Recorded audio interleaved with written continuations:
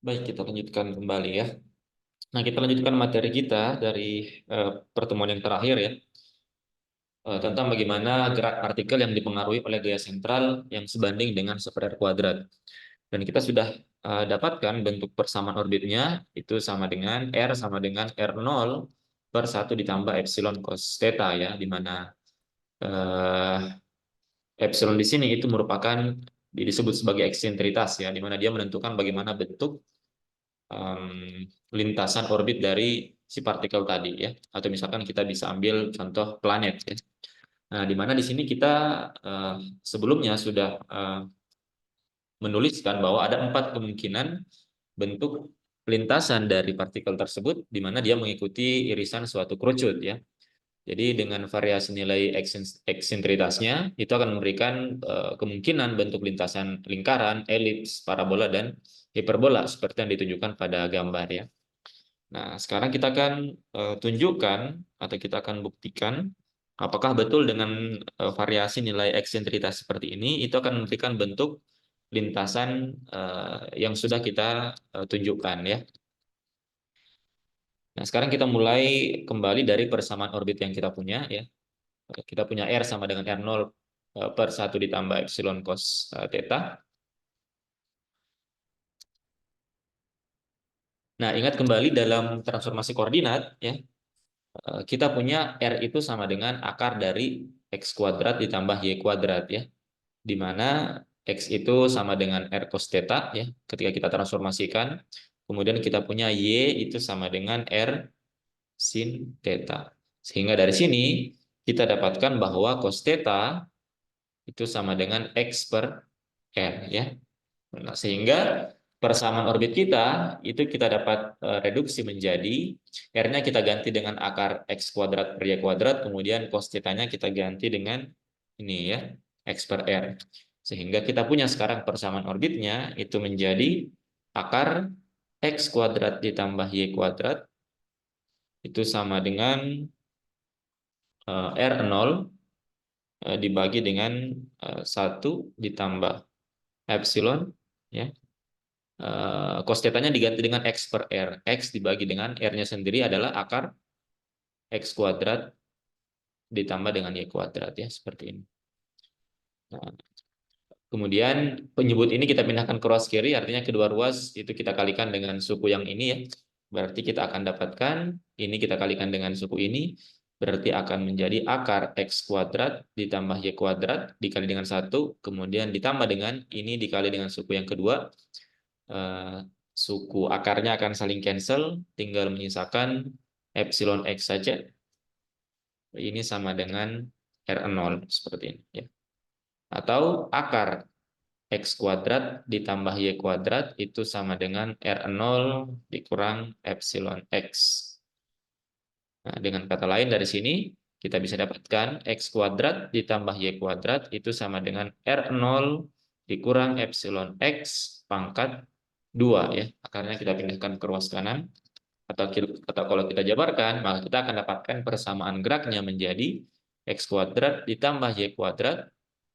Ini sama dengan R0 kuadrat, kemudian dikurang 2R0 epsilon X ditambah dengan epsilon kuadrat X kuadrat. Ya, jadi ini sekarang bentuk persamaan orbit yang kita punya ya, setelah kita kembalikan transformasinya ke dalam koordinat X dan Y. Nah, sekarang kita tinjau kasus per kasus ya. Kasus yang pertama itu kita punya kasus di mana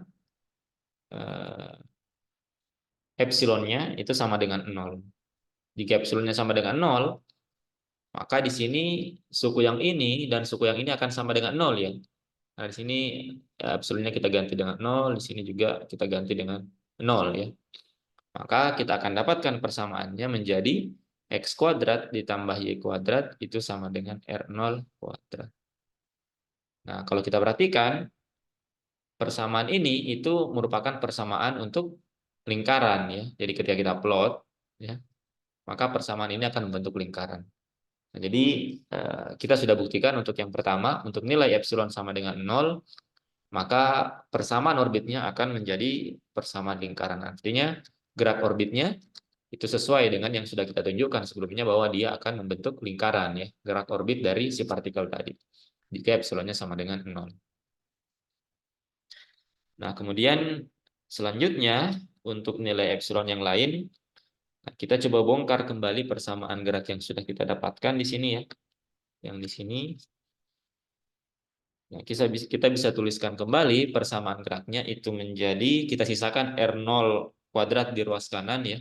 Maka kita akan dapatkan persamaannya itu menjadi X kuadrat ditambah Y kuadrat, kemudian ditambah dengan 2R0 epsilon X dikurang epsilon kuadrat X kuadrat, ini sama dengan R0 kuadrat. Ya. Nah, kemudian kita bisa kumpulkan suku-suku yang sejenis ya. Di sini yang X kuadrat kita kumpulkan dengan X kuadrat, maka kita bisa tuliskan 1 dikurang epsilon kuadrat X kuadrat, kemudian ditambah dengan 2R0 epsilon X dikurang epsilon kuadrat X kuadrat sama dengan R0 kuadrat. Ya. Nah, kemudian seper epsilon kuadratnya ini bisa kita keluarkan. Artinya suku yang dari dua suku ini ya, dari dua suku ini itu kita bisa keluarkan 1 dikurang E kuadrat epsilon kuadrat, artinya suku kedua ini kita bagi dengan 1 dikurang epsilon kuadrat. Berarti kita akan punya persamaannya sekarang menjadi 1 dikurang epsilon kuadrat dikali dengan X kuadrat ditambah dengan 2R0 epsilon X per 1 dikurang epsilon kuadrat. Kemudian di sini sebentar, ditambah dengan sebentar ya,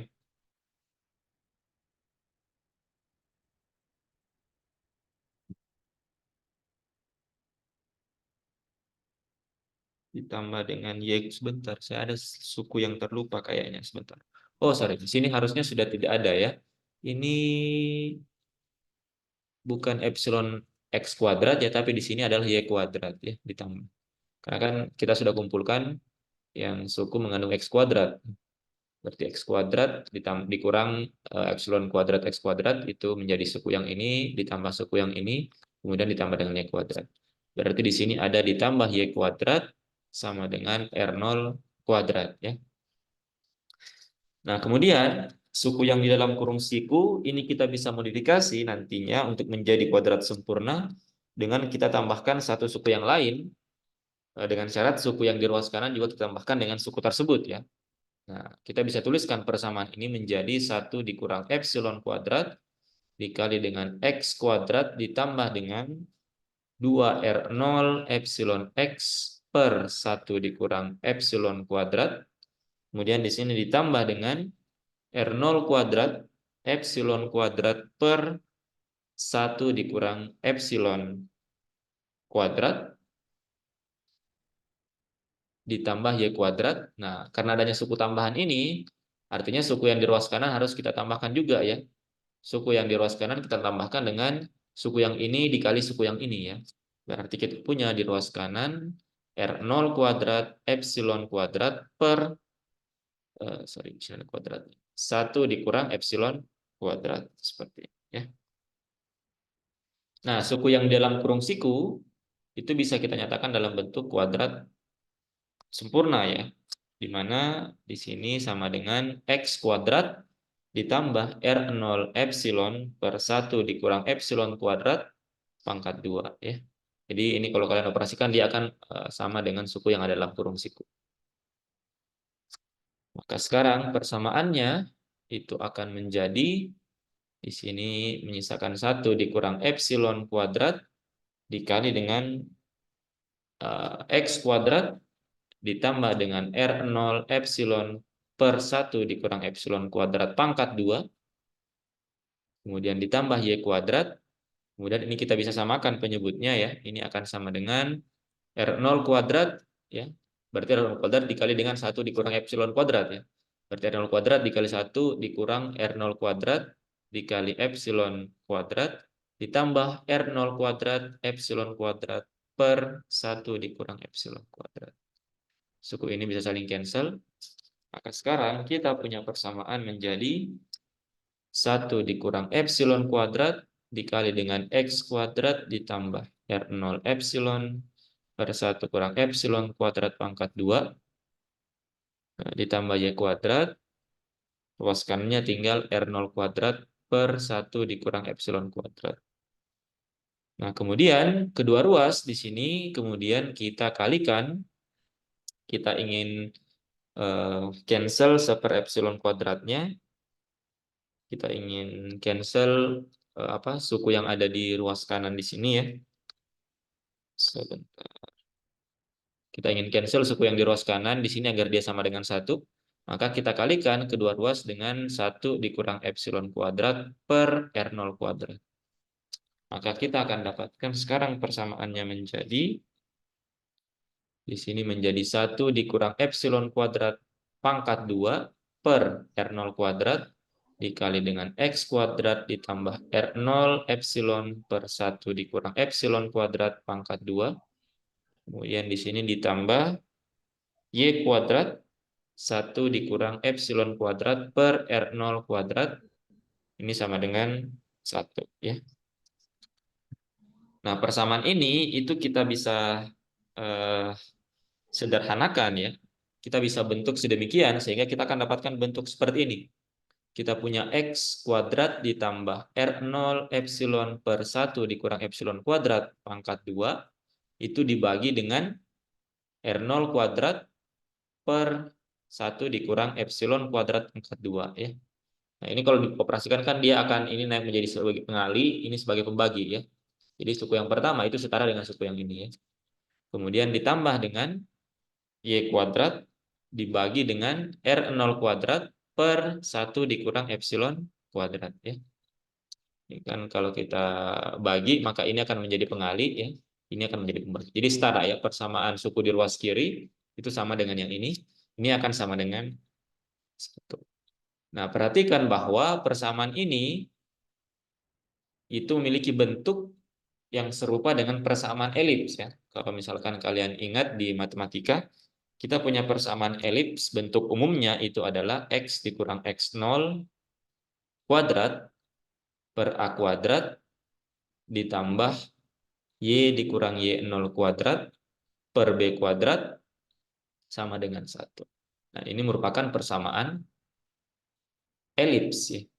Persamaan elips.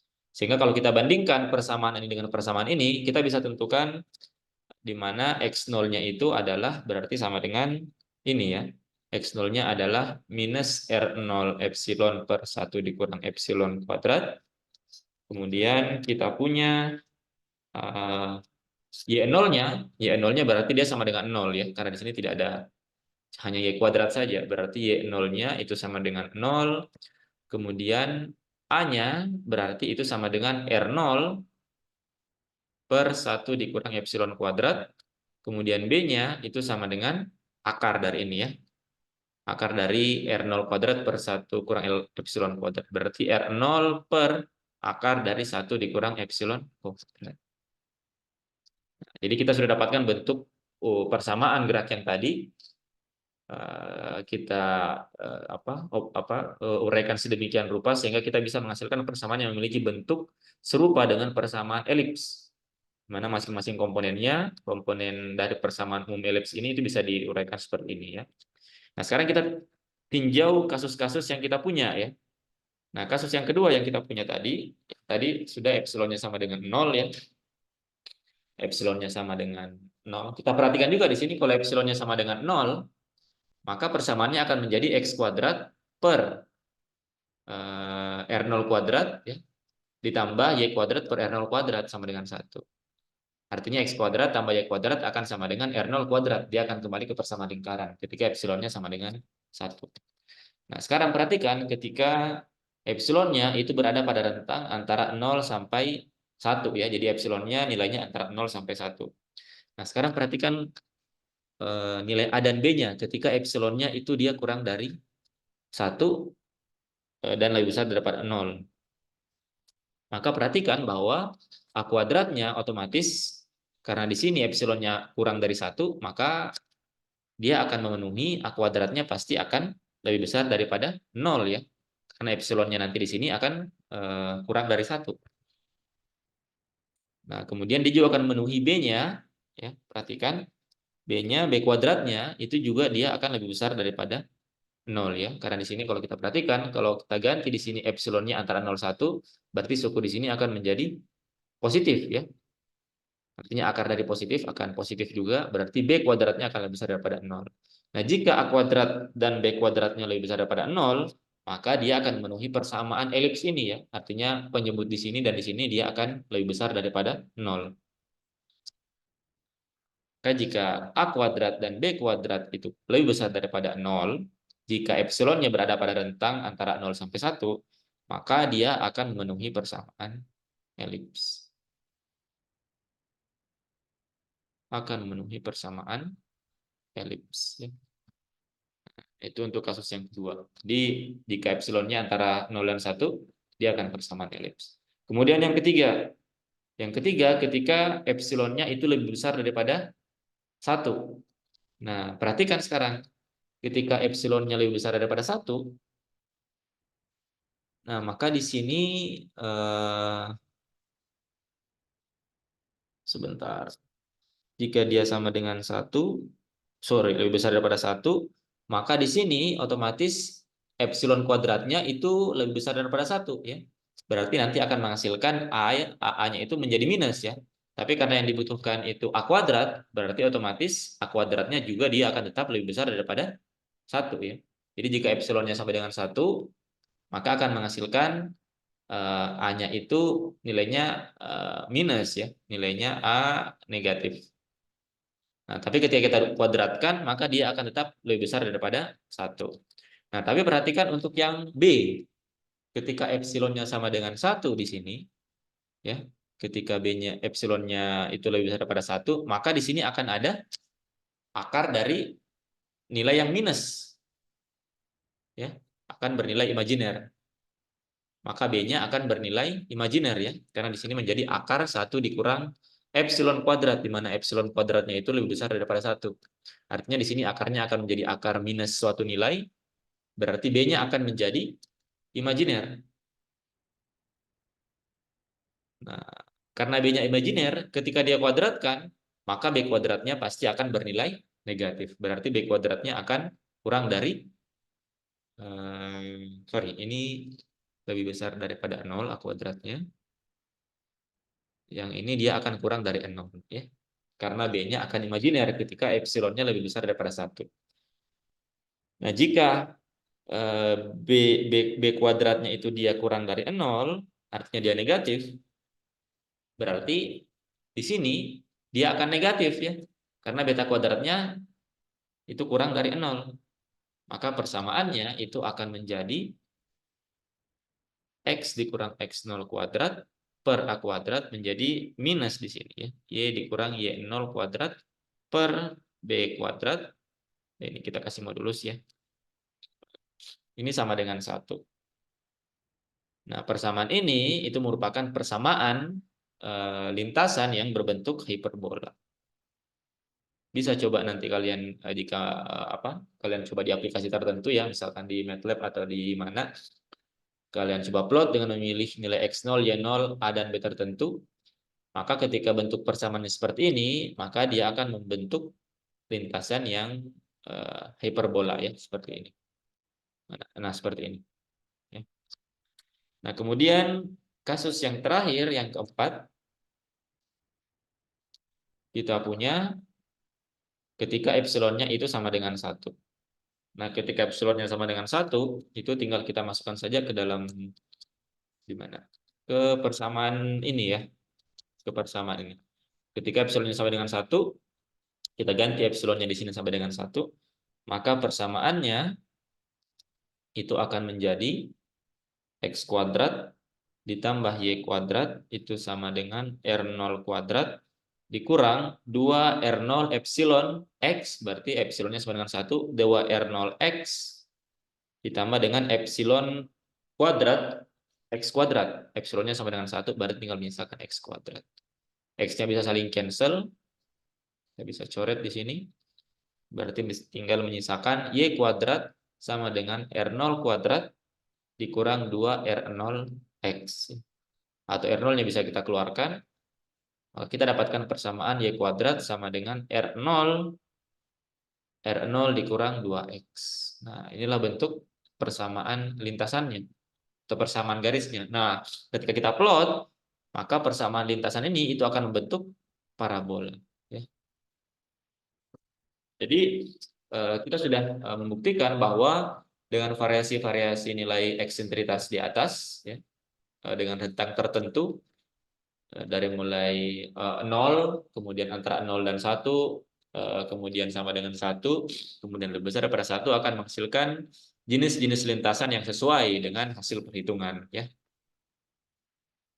Kalian juga bisa coba misalkan langsung masukkan saja misalkan ke dalam aplikasi plotting, misalkan kalian pilih R0-nya konstan sembarang, kemudian masukkan nilai epsilon, misalkan epsilonnya 0, ketika diplot maka dia akan menghasilkan lingkaran. Ketika epsilonnya misalkan kita ambil 0,7 misalkan, maka otomatis plot yang akan digambarkan itu akan membentuk elips dan seterusnya, ya.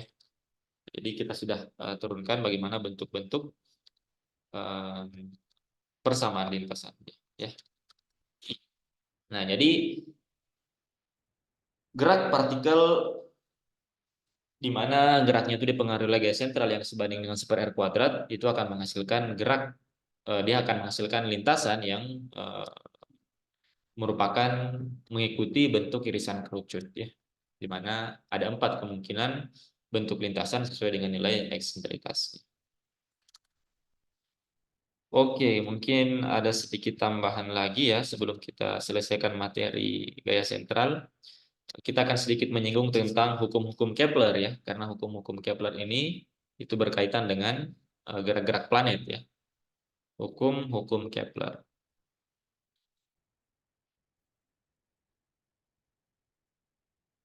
Nah, jadi ada 3 hukum Kepler, ya, di mana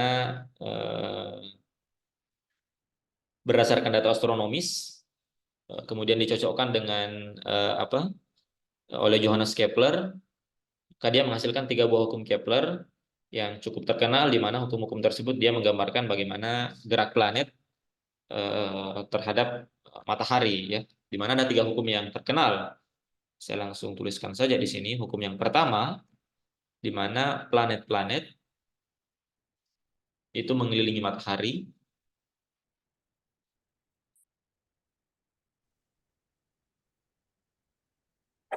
dalam lintasan elips.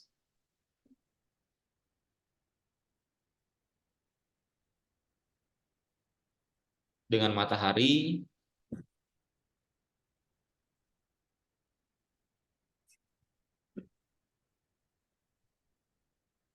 di salah satu pusat atau titik fokus, dengan matahari itu dia berada di salah satu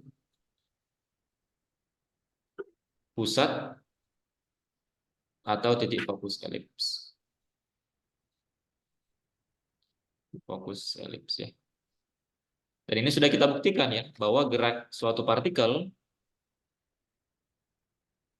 yang dipengaruhi oleh gaya sentral yang sebanding dengan super R kuadrat, salah satu bentuk lintasannya itu berbentuk elips. Dan berdasarkan hasil observasi pengamatan, ternyata eksentritas planet-planet yang mengelilingi matahari sejauh yang diketahui itu berada di antara rentang 0 dan 1, ya. Contoh saja misalkan bumi, misalkan nilai eksentritasnya itu dia adalah 0,0167. Jadi dia hampir berbentuk lingkaran, ya. Dia hampir berbentuk lingkaran, tapi dia elips, ya, mengelilingi matahari. Kemudian contoh yang lain misalkan Merkurius, ya. Itu kalau tidak salah dia sekitar 0,2, ya, eksentritasnya, artinya dia juga berbentuk elips, ya. Kemudian misalkan juga saya coba lihat dulu. Nah, Merkurius itu ada di nilai 0,205, ya. Kemudian misalkan planet yang paling jauh misalkan Pluto, nilai eksentritasnya itu dia 0,248. 0,248, ya. Jadi masing-masing berbeda, dia memiliki lintasan-lintasan tertentu. Tapi yang bisa kita tunjukkan di sini bahwa planet-planet tersebut dia mengelilingi matahari dengan lintasan elips dengan nilai eksentrikitas berdasarkan hasil observasi itu nilainya berada pada rentang antara 0 sampai 1 ya. Nah, itu hukum Kepler yang pertama. Nah, kemudian yang kedua, hukum Kepler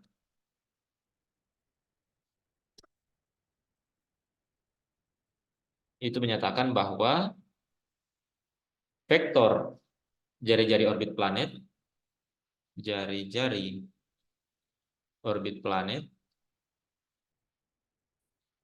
itu menyapu daerah dengan luas yang sama, menyapu daerah dengan luas yang sama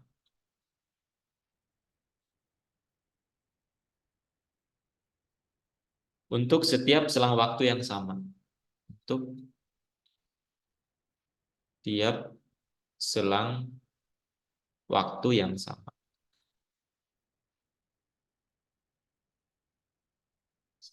Dimanapun planet berada.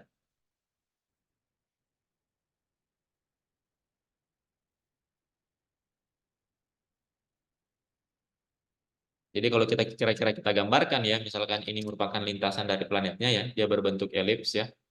Kemudian misalkan matahari itu berada di titik sini ya, di sini matahari. Nah, maka ketika planet misalkan dia bergerak dari titik di sini titik A, kemudian ke titik B ya.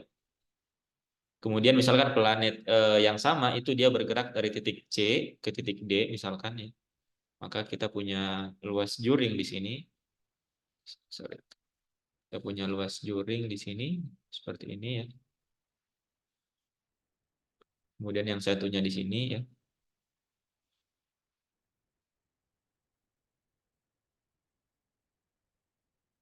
Nah, hukum Kepler yang kedua itu menyatakan bahwa misalkan planet ini dia bergerak dari A ke B dalam rentang dalam waktu misalkan T ya, T1. T1. Kemudian planet tersebut bergerak dari titik C ke D dalam waktu T2. Nah, ketika T1-nya itu sama dengan T2, artinya ketika dia menempuh jarak atau menempuh lintasan pada waktu yang sama, maka luas juring ini atau luas daerah yang dilalui itu akan sama ya. Jadi waktu yang dibutuhkan oleh si planet ini, misalkan T-nya itu antara TA ke TB itu sama dengan TC ke TD. Otomatis luas juringnya kelihatan berbeda ya. Tapi ternyata kita bisa buktikan bahwa untuk waktu yang sama, waktu tempuh yang sama, maka luas juring yang disapu oleh si partikel atau si planet tersebut itu akan sama. Bagaimana caranya? Kita buktikan. Misalkan kita tinjau satu juringnya saja ya, satu juring kita tinjau untuk yang di sini ya. Misalkan si planetnya itu dia bergerak di sini mataharinya ya. Ini misalkan RT satunya, RTC-nya, kemudian di sini RTD-nya ya. Jadi ini jarak eh, pada posisi planet di titik C, kemudian di sini di titik D ya. Maka dia akan menyapu sebesar d theta di sini ya. Pergerakan dari dia akan membentuk sudut d theta dari titik C ke titik D ya.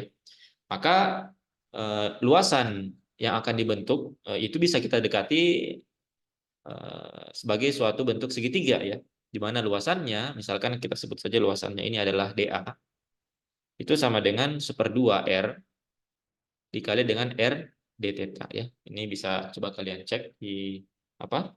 Di matematik ya, luas juring seperti ini itu dirumuskan seperti ini.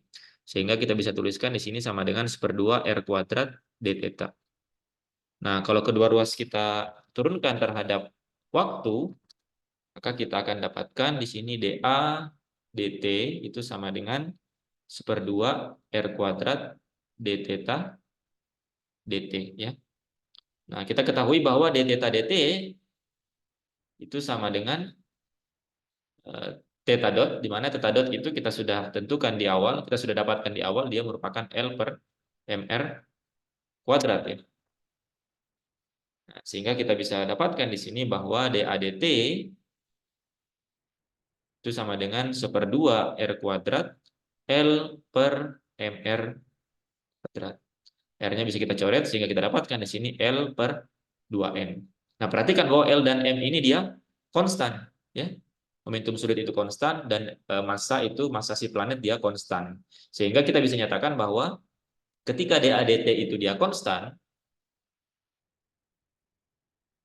ya, maka luasannya itu akan tetap, ya. Dia luasannya akan tetap. Artinya luasan yang dibentuk oleh si juring hijau dan juring yang biru untuk waktu yang sama, maka dia akan sama ya. Atau dengan kata lain, kita bisa menyatakan bahwa hukum kedua dari Kepler ini itu sebenarnya dia menyatakan konservasi momentum sudut ya. Karena kita di sini gunakan bahwa momentum sudutnya itu dia bersifat konstan ya. Nah, kemudian yang ketiga, hukum Kepler yang ketiga, kita punya waktu kurang 4 menit lagi. Yang ketiga, hukum Kepler menyatakan bahwa kuadrat periode orbit itu sebanding dengan pangkat 3 jarak semi mayornya. Sebanding dengan pangkat 3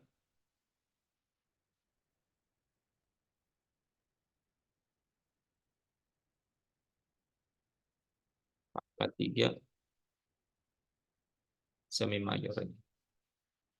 Nah, ini bisa kalian coba cari definisi apa semi mayor dari suatu elips ya. Yang mana yang yang disebutkan sebagai semi mayor dari elips. Jadi elips itu dia memiliki komponen-komponen tertentu, salah satunya adalah semi mayor. Ada juga yang disebut sebagai semi minor ya. Saya tidak punya cukup waktu untuk menunjukkan. Nah, tapi bagaimana membuktikan bahwa periode orbit itu dia sebanding dengan semi mayornya? Itu kita butuh dari hukum Kepler yang kedua ya. Jadi dari DA/dt itu sama dengan L per 2M ya. L per 2M. Kedua ruas kita kalikan dengan dt, kemudian kita integralkan ya. Ini kita integralkan, berarti integral dA itu sama dengan integral R per 2M dt ya. Jadi untuk satu periode tertentu dari 0 sampai periode tertentu, kemudian ini satu periode, kemudian di sini dari titik 0 sampai dia menyapu seluruh luas elips. Luas elips kita ketahui itu sama dengan pi AB ya, seperti ini. Nah, maka kita akan dapatkan di sini pi AB itu sama dengan L per 2M dikali dengan T ya. Nah, kemudian kita akan dapatkan di sini bahwa B di sini itu sama dengan akar R0 per A ya. Ini dari semi mayor, hubungan antara semi mayor dan semi minor dari suatu elips. Ini bisa kalian dapatkan dengan meninjau kembali persamaan elips yang sudah kita dapatkan di atas ya. Yang A ini merupakan semi mayornya, yang B ini merupakan semi minornya ya. Nah, nanti kalian tinggal masukkan ke dalam persamaan elips di bawah, persamaan elips di sini, dan kita akan dapatkan nanti hubungan antara B dan A ya. Jadi tinggal dimasukkan. Nanti dari sini itu kita akan dapatkan hubungan bahwa B itu sama dengan akar R0 per A ya. Nanti silakan coba diutak-atik saja persamaan elipsnya, nanti akan dapatkan hubungan seperti ini. Nah, sehingga ketika kita masukkan ke dalam persamaannya, maka kita akan dapatkan bahwa pi A akar R0A itu sama dengan L per 2M T. Kemudian tinggal kita operasikan ya. Kita akan dapatkan bahwa A pangkat 3 per 2 itu sama dengan L per 2M akar R0 T. Atau A pangkat 3 itu sama dengan L kuadrat per 4M kuadrat R0 T pangkat 2. Nah, artinya di sini kita bisa lihat bahwa periodenya, kuadrat periodenya itu sebanding dengan pangkat 3 dari semi mayornya ya. Ini hukum Kepler yang ketiga. Oke, saya kira hari ini materinya cukup sampai di sini ya.